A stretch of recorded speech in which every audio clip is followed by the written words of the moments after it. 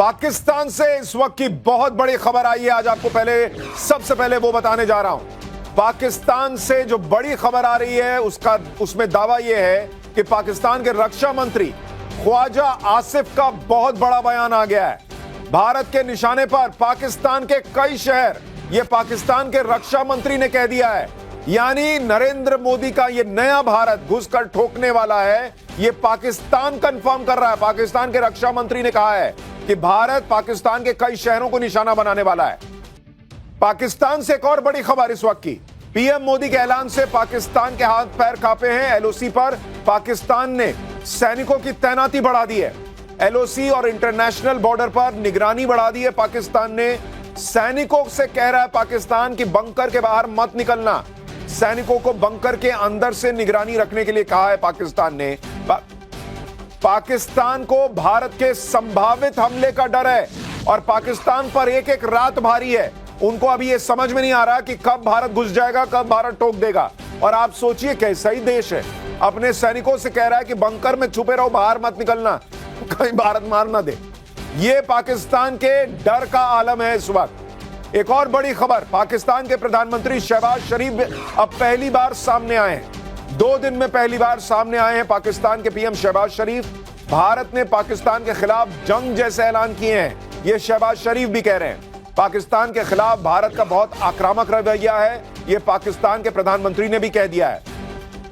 इसके अलावा भारत की बड़ी तैयारी से पाकिस्तान घबराया हुआ है। एक और बड़ी खबर इस वक्त आ रही है, पाकिस्तान के खिलाफ भारत की चौतरफा तैयारी से जुड़ी हुई।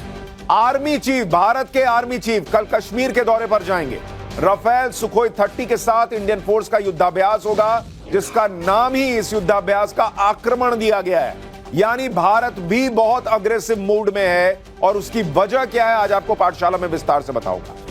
लेकिन इन बड़ी ब्रेकिंग्स के बाद अब आपको बताता हूं कि पाकिस्तान पर एक्शन लेने के लिए पूरी दुनिया नरेंद्र मोदी के साथ कैसे खड़ी हो गई है। बड़ी खबर यह है कि पीएम मोदी के पास दुनिया के कई नेताओं के फोन लगातार आ रहे हैं। फ्रांस के राष्ट्रपति ने फोन पर पीएम मोदी से बात की है। इटली की पीएम जॉर्जिया मेलोनी ने प्रधानमंत्री नरेंद्र मोदी से फोन पर बात की है।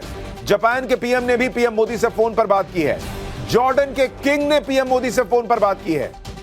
इजराइल के पीएम नेतन्याहू ने पीएम मोदी को फोन करके उनसे बात की है। यानी प्रधानमंत्री नरेंद्र मोदी की हालत यह है कि उनका फोन घंघनाया जा रहा है। कतर, इराक, कुवैत ने पहलगाम आतंकी हमले की निंदा कर दी है। यानी इस्लामिक देश भी पाकिस्तान के साथ खड़े नहीं हैं, वो भारत के साथ खड़े हैं। सब मोदी के साथ खड़े हैं, दुनिया मोदी के साथ खड़ी है।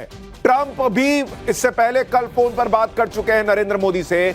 दुनिया इस वक्त भारत के साथ खड़ी है, यह साफ साफ दिख रहा है। पाकिस्तान ने भी वही गलती कर दी थी शायद जो बहुत से लोगों ने 2024 का चुनावी रिजल्ट देखकर कर दी थी। यहां पर कुछ लोगों ने सोच लिया था कि 240 सीटें वाले मोदी तो कमजोर मोदी होंगे, लेकिन मोदी ने ऐसे लोगों को भी कायदे से जवाब दिया और आज पाकिस्तान के पैरों तले से जमीन खींच ली, खुला ऐलान करके कि ऐसी सजा दूंगा कि मिट्टी में मिला दूंगा।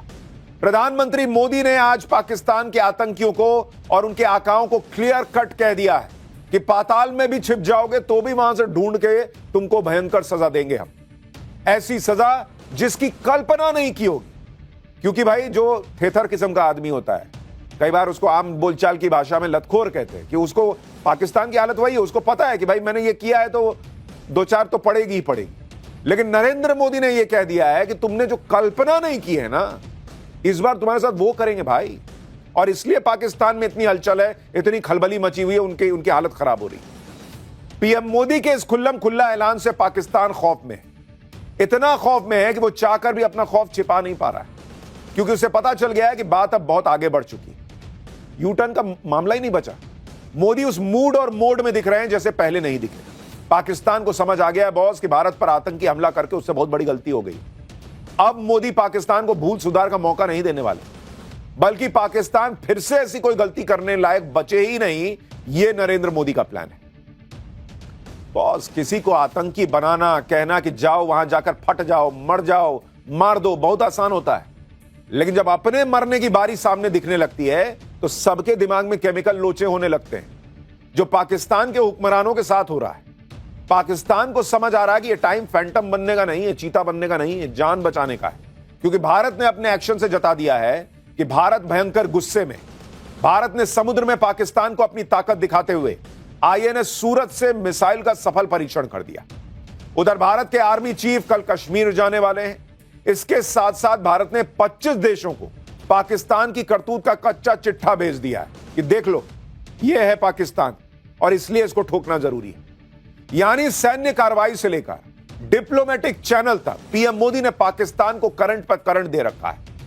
पीएम मोदी ने सबसे बड़ा झटका तो पाकिस्तान के साथ सिंधु जल समझौते को रोककर कल ही कर दिया था, क्योंकि सिंधु जल समझौता वो समझौता है जिस पर आज तक भारत ने कभी रोक नहीं लगाई। भाई 1960 के बाद पाकिस्तान से 3 युद्ध हो गए, उस दौरान भी सिंधु संधि नहीं रुकी। पीएम मोदी ने पाकिस्तान के खिलाफ वो एक्शन लिया जो एक्शन आज तक भारत की किसी सरकार, किसी प्रधानमंत्री ने नहीं लिया था। और यह वो कदम है जो पाकिस्तान पर सर्जिकल और एयर स्ट्राइक से भी कहीं बड़ा है। पाकिस्तान पर सैकड़ों मिसाइल और बम दागने से भी बड़ा कदम है। यह एक तरह से पाकिस्तान के खिलाफ जंग का ऐलान है। इसलिए आज पाकिस्तान ने भी सिंधु जल समझौते को रोकने को एक्ट ऑफ वॉर कह दिया। भाई पाकिस्तान को समझ आ रहा है कि सिंधु जल समझौते से जो पानी उसे मिलता है वही उसकी लाइफलाइन है। सिंधु जल समझौते से पाकिस्तान पर क्या असर पड़ेगा यह आज आपको आगे विस्तार से बताऊंगा। पीएम मोदी के डर से आज पाकिस्तान के शहबाज शरीफ ने कौन सी मीटिंग बुलाई, पाकिस्तान ने एयर स्पेस क्यों बंद किया है, पाकिस्तान में सरकार से लेकर आतंकी कैसे कांप रहे हैं, गिड़गिड़ा रहे हैं, यह सब आज दिखाऊंगा। लेकिन पीएम मोदी की चेतावनी और दिन भर जो हलचल रही उसकी एक झलक से शुरुआत करते हैं।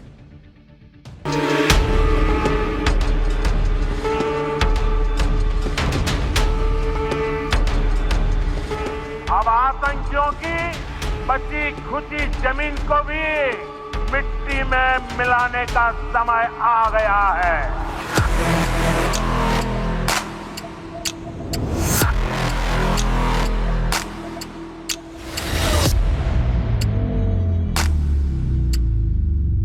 और इस हमले की साजिश रचने वालों को उनकी कल्पना से भी बड़ी सजा मिलेगी। सजा मिलकर के रहेगी।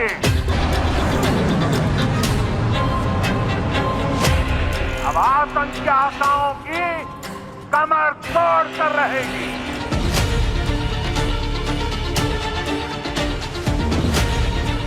India's spirit will never be broken by terrorism.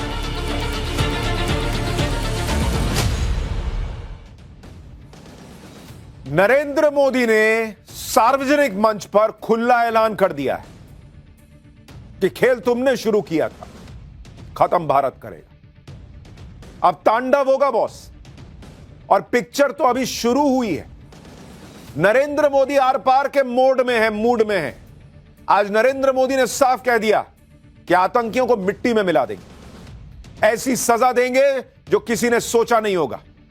प्रधानमंत्री बिहार में थे और बिहार की धरती से उन्होंने दुनिया को मैसेज दिया है, पाकिस्तान को खुला मैसेज दिया है। एक बार प्रधानमंत्री का वो पूरा बयान सुनिए, फिर उस मैसेज के साथ साथ पीएम ने एक और चीज की जो बड़ी इंपॉर्टेंट है, वो भी दिखाऊंगा।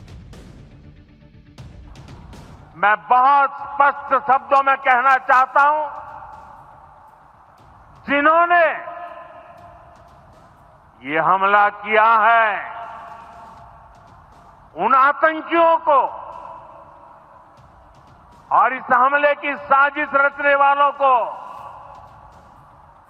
उनकी कल्पना से भी बड़ी सजा मिलेगी। अब आतंकियों की बची खुची जमीन को भी मिट्टी में मिलाने का समय आ गया है। 140 करोड़ भारतीयों की इच्छा शक्ति अब आतंकी आकाओं की कमर तोड़ कर रहेगी। नरेंद्र मोदी नी जर्क रिएक्शन में विश्वास नहीं रखते। नरेंद्र मोदी आनन फानन में कुछ भी कर देने में विश्वास नहीं रखते, लेकिन जब करते हैं तो ठोस कदम उठाते हैं। और जब बोल के कर रहे हैं तब तो भैया पाकिस्तान को समझ में आ रहा है कि इस बार तो इन्होंने बोल दिया है, क्योंकि उसको भी पता है ना कि मोदी जो कहते हैं वो करते हैं। ये तो बच्चा बच्चा जानता है। कल से जो एक्शन शुरू हुआ वो आज भी चल रहा है। पाकिस्तान को नरेंद्र मोदी छोड़ेंगे नहीं, पाकिस्तान को चौतरफा घेरने की शुरुआत हो चुकी है। हम आपको बताएं, आईएनएस विक्रांत को समंदर में उतार दिया गया है। आईएनएस विक्रांत पर मिग-29 फाइटर तैनात हैं। आईएनएस विक्रांत पर राफेल की भी तैनाती होगी। उधर आईएनएस सूरत भी ताकत दिखा रहा है, यानी पाकिस्तान को समंदर के रास्ते घेरने की भी पूरी तैयारी शुरू हो चुकी है। आईएनएस सूरत पर आज ही मिसाइल टेस्ट हुआ है। आईएनएस सूरत इंडिजिनस गाइडेड मिसाइल डिस्ट्रॉयर की सफल टेस्टिंग कर दी गई है। यह तस्वीर देखिए, यह पाकिस्तान के अंदर भी यह तस्वीर घूम रही है, वायरल हो रही है कि भाई ये तो चौतरफा आ रहे हैं। हमला होने की हालत में यह मिसाइल खुद ही दुश्मन की मिसाइल को पहचान कर उसे हवा या पानी में ही खत्म करने की ताकत रखता है, जो अभी आप स्क्रीन पर देख रहे हैं। उधर पाकिस्तान पर दनादन डिप्लोमेटिक एक्शन भी चल रहा है। आज ही भारत ने सारे पाकिस्तानियों के वीजा रद्द कर दिए, मेडिकल वीजा कैंसल। बॉस तुम यहां मार रहे हो और यहां के इलाज कराओगे, कराओ अपने यहां, वहीं कराओ। पाकिस्तानियों को तुरंत भारत छोड़ने के लिए आज कह दिया गया। भारतीयों को भी कहा गया कि पाकिस्तान मत जाइए। अभी क्लियर कट संदेश है, काउंटडाउन इज ऑन, काउंटडाउन शुरू हो चुका है। किसी भी वक्त पाकिस्तान पर हमला हो सकता है। पाकिस्तान को पिछले 24 घंटे में भी समझ आ गया होगा कि उसके साथ जो होने वाला है वो पहले से कहीं बड़ा होगा, बहुत बड़ा होगा। क्योंकि आज ही भारत ने 25 देशों के डिप्लोमेट्स को बुलाकर बता दिया कि पाकिस्तान की करतूत क्या है। इन 25 देशों में अमेरिका शामिल है, रूस, चीन, यूके, कनाडा, ये सारे देश शामिल हैं। G20 के सारे देश शामिल हैं। नरेंद्र मोदी की आप स्ट्रैटेजी देखिए बॉस। डिप्लोमेटिक लेवल पर अलग काम चल रहा है, डिफेंस के लेवल पर अलग काम चल रहा है, युद्ध करना है, कोवर्ट एक्शन होना है, क्या होना उसके लिए अलग काम चल रहा है। और ये सर्वदलीय बैठक हो रही है, मतलब चौतरफा चीजें चल रही है भाई। दुनिया को बुला के बता दिया है कि देखो ठोकेंगे तो ऐसे ही नहीं ठोक रहे, ये है ही लात खाने के लिए बने हुए, इसलिए इनको ऐसा करना पड़ रहा है। पूरी वर्ल्ड कम्युनिटी को भारत साथ लेकर आ गया है। और इसलिए आप देखिए कि आज बिहार की रैली में नरेंद्र मोदी अचानक हिंदी बोलते बोलते पीएम अंग्रेजी में बोलने लगे। लोगों को समझ में नहीं आया कि पीएम मोदी अचानक अंग्रेजी में क्यों बोले, क्योंकि भाई बिहार हिंदी भाषी प्रदेश है। ज्यादातर लोग हिंदी बोलते हैं, भोजपुरी बोलते हैं, मैथिली बोलते हैं। अंग्रेजी में वहां जाकर नरेंद्र मोदी जैसे नेता क्यों बोलेंगे? लेकिन अंग्रेजी में नरेंद्र मोदी ने इसलिए बयान दिया वहां पर क्योंकि वो वर्ल्ड कम्युनिटी को भी मैसेज देना चाहते थे। सुनिए, पीएम मोदी ने बिहार की रैली में हिंदी में पाकिस्तान को चेतावनी देने के बाद कैसे तुरंत अंग्रेजी में दुनिया को भी मैसेज दिया कि भारत क्या करने वाला है। Today from the soil of Bihar I say to the whole world,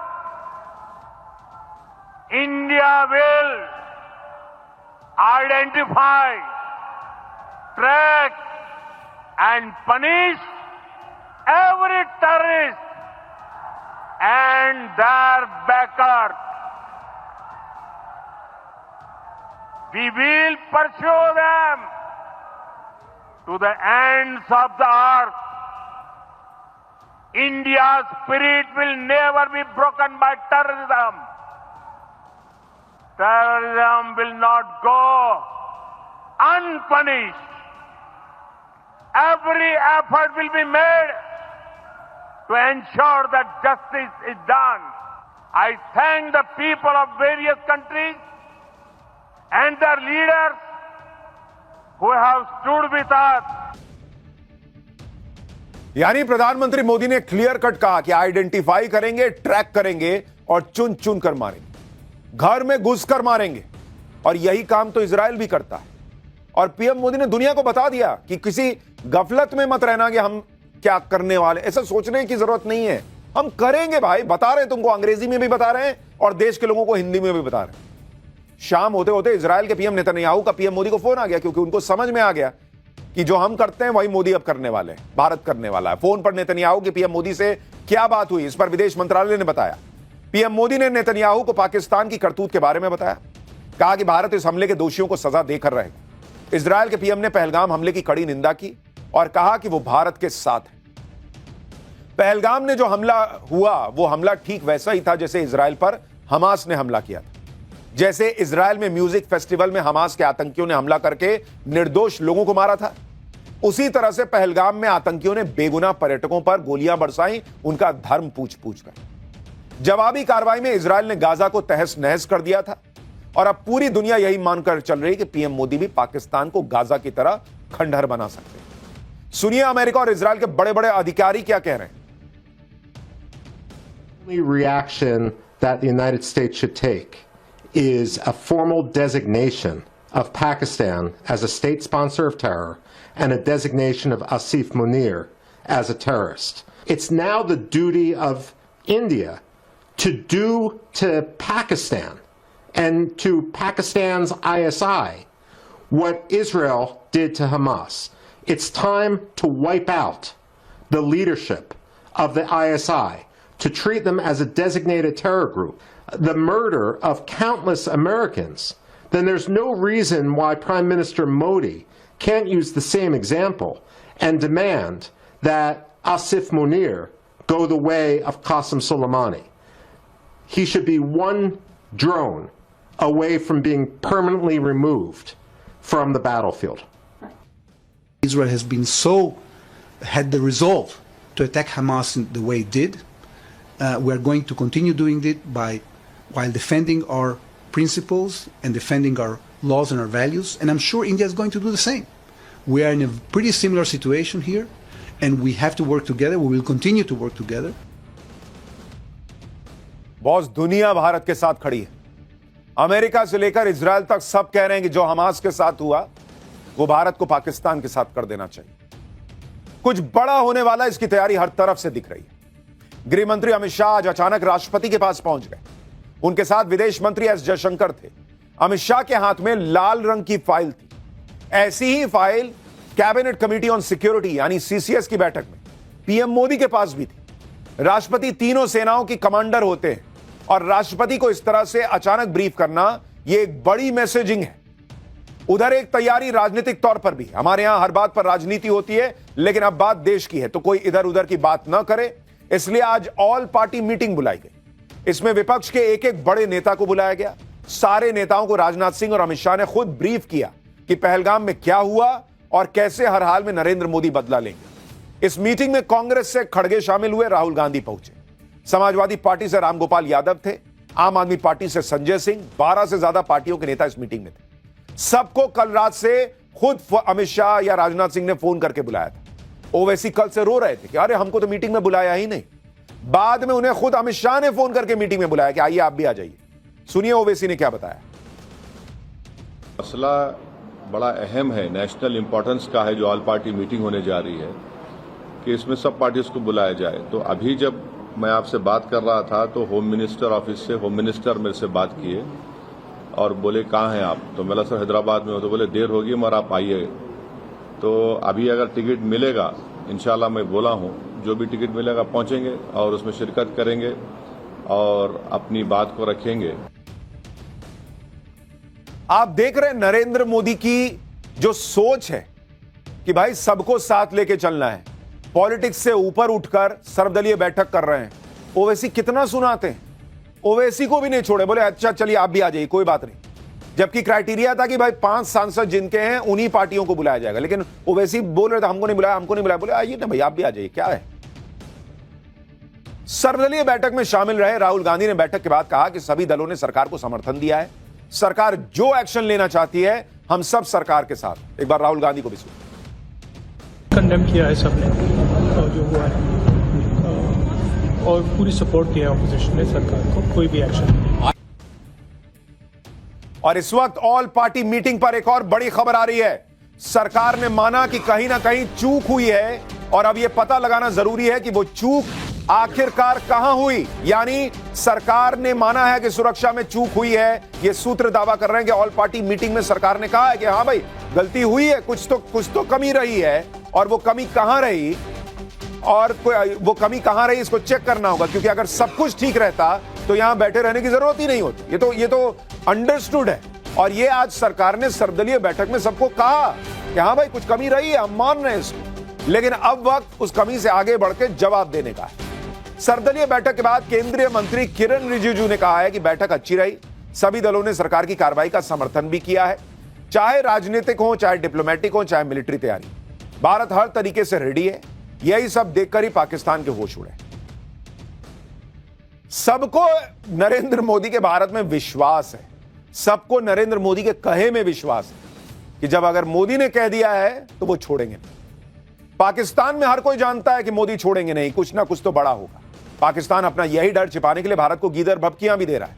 आज पाकिस्तान ने अपनी नेशनल सिक्योरिटी कमेटी की मीटिंग की, जैसे भारत में कल पीएम मोदी ने सीसीएस की मीटिंग की। पाकिस्तान की इस बैठक में पाकिस्तान की तीनों सेना के प्रमुख और शहबाज शरीफ के मंत्री शामिल। इस मीटिंग के बाद पाकिस्तान ने कुछ फैसले लिए हैं, यह बताया गया। पाकिस्तान ने भारत के लिए एयर स्पेस बंद कर दिया है, तो कर दो, हम कौन सा मरे जा रहे हैं। वाघा बॉर्डर को बंद कर दिया है, तो हमने तो पहले ही अटारी बंद कर दिया था, हम ऑलरेडी दरवाजा बंद किए हुए, ये कह रहे हमने भी बंद कर दिया, तो तुम्हारे तो दरवाजा ऑलरेडी बंद था। सभी तरह का व्यापार खत्म करने की बात कही है। हाँ, हमारे यहां तो लाले पड़ जाएंगे जैसे तुम्हारे यहां से सामान नहीं आएगा, ऑलरेडी बंद था। जो छोटा मोटा सामान आता था उसका फायदा तुमको ही होता था, कटोरा लेके दुनिया में घूमते हो, भीख मांगते हो देश चलाने के लिए, तुम्हारा ज्यादा नुकसान है। बायलैटरल एग्रीमेंट्स को खत्म करने की बात कही गई। शिमला समझौते से बाहर आने की धमकी दे रहा पाकिस्तान, आ जाओ। उसके पास सोचिए कुछ भी नहीं है, इंडस वाटर ट्रीटी के जवाब में कह रहा हम शिमला समझौते से बाहर आ जाएंगे। तो एक काम करो, जो तुम्हारे 90,000 सैनिक हमने छोड़े थे 1971 में शिमला समझौते के तहत, उनको भी वापस भेज दो। यहां कुछ उनको लेबर का काम देंगे हम लोग। इन सब से कुछ होने वाला नहीं है, पाकिस्तान को भी पता है, लेकिन पब्लिक को कुछ तो दिखाना है कि भाई मोदी ने ठोक दिया तो हमने क्या किया, हम भी करेंगे। यह बात पाकिस्तान जानता है कि मोदी को रोक नहीं पाएंगे, भारत को रोक नहीं पाएंगे। पाकिस्तान की लंका लगनी तय है। आज पाकिस्तान का शेयर बाजार औंधे मुंह गिर गया। कराची स्टॉक एक्सचेंज में 2565 अंकों की गिरावट हुई है। नेगेटिव सेंटीमेंट की वजह से यह भयंकर गिरावट है। निवेशक अपना पैसा बाजार से निकाल के भाग रहे हैं। भारत के एक्शन से निवेशकों का पैसा डूबने का डर है। दुनिया को समझ में आ रहा है कि भाई ये देश जो है इसमें पैसा लगाने का नहीं है। पाकिस्तान भले कहेगा हम भी ये कर देंगे, हम भी वो कर देंगे, दुनिया का कॉन्फिडेंस ही नहीं है कि ये कुछ कर पाएगा। तो उन्होंने कहा एक काम करो, तुम करते रहो, मेरा पैसा निकाल लेने दो, मैं पैसा नहीं डुबाने वाला, तुम्हारा देश तो डूबा ही है।